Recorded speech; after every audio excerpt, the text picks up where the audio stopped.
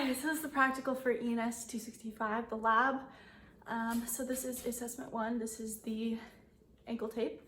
I'm trying to prevent adduction, plantar flexion, and inversion, which is all of the things of a prophylactic lateral ankle sprain. So this is the prophylactic lateral ankle tape. Yeah, so and then the time starts after I do the pre-rep.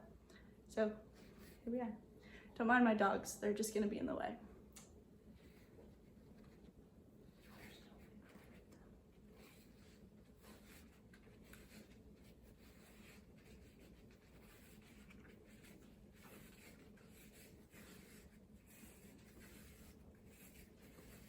The way to the base of the calf.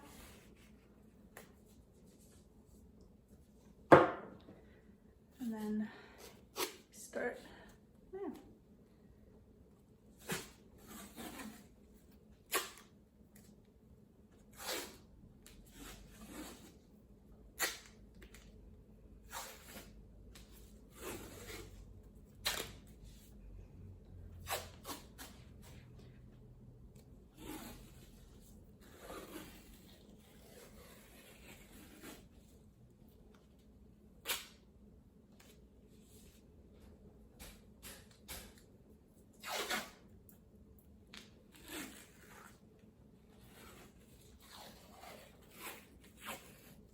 Pull on this one. Perfect. These straps.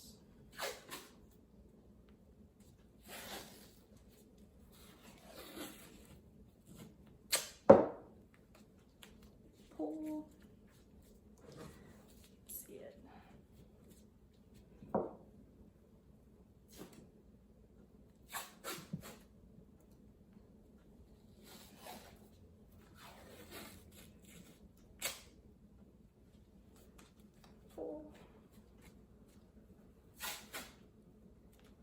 Fan them out a little bit.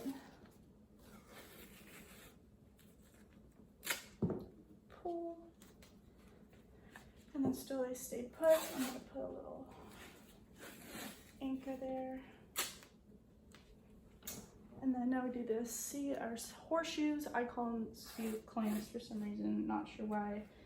Malleolus. I'm going to do it on,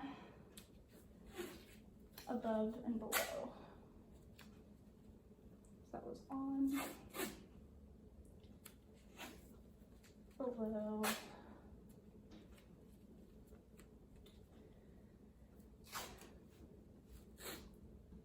and above,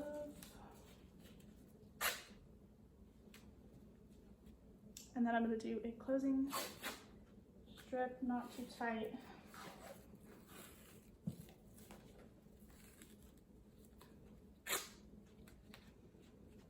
And not above the 5th metatarsal. And then we have the forward heel locks, which follow the closing strip. Thing. 2 of those.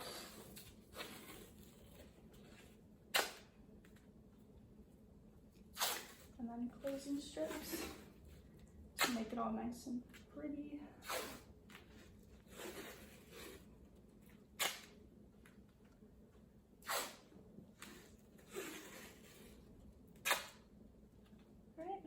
And that's your ankle tape. I'm gonna take this off real quick to show. So it's got everything, and it's not above. This is the 5th metatarsal right there, base of the 5th. Everything else looks pretty good. So the effectiveness of it, can you move your foot inward, like towards you? No? Tight, huh? And then can you move it like down? No. Perfect. So we prevented that from happening, the plantar flexion and inversion. Good. All right, so assessment 2 is the palpations. So if you could stand up, see if this thing will work with me again.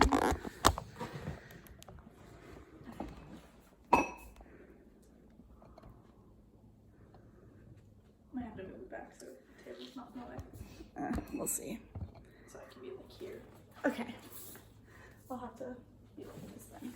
Okay, so palpations, we have to zoom in for these ones. So the base of the fifth metatarsal, I pretty much showed you already. It's the base. You can put your foot up again if you can. Base of the fifth metatarsal is right in here. It's where we put the pre-wrap so we know not to go there. It's pretty good to find. It's a bone that sticks out at the bottom. The deltoid ligaments on the other part of the ankle. Can I see your other ankle that's not wrapped? Okay, cool. So it's the medial side. So it's all of these right in here. So it's the PTL, the ATL, the TCL, and the TNL. So all of those lovely things right in there. It's the opposite. This is what you would sprain in a medial ankle sprain. The PSIS, turn around, lift up here. It's the dimples on the bottom of your back. So right here and right here. Feel it's a nice bony prominence right in there. Turn back around towards me. The SC joint, so it's where the sternoclavicular joint, which is right here. It's that bony prominence. It's kind of sensitive on some people. Is it on you? Yeah, it hurts. Yeah, sorry. And then we have the bicipital groove.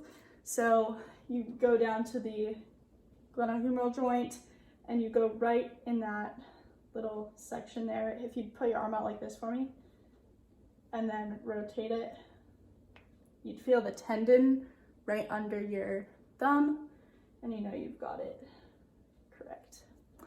And then the ulnar styloid process, it's the bump on the pinky side of your arm. So right here, it's pretty noticeable, not hard to miss. Yeah. So again, come closer. The SC joint, the PSIS is in the back, bicipital groove right in here. It's really sensitive. It's supposed to be at least, yeah. Gains, sorry. Okay. So that is assessment 2, that's the palpations. The active ROM of our range motion of the thumb joint. How do we know it is normal? Because we assume that we've done this like you just check bilaterally. It's pretty simple. So like for adduction of the thumb, so put your hand out like this. Adduction is bringing your thumb in. Abduction is bringing it out and forward kind of thing. Just out. It's abduction. And then have you cross your thumb across your hand. That's flexion. And then extension is extending it all the way back. So like how you would hyperextend your thumb, just all the way back. So that's active range of motion.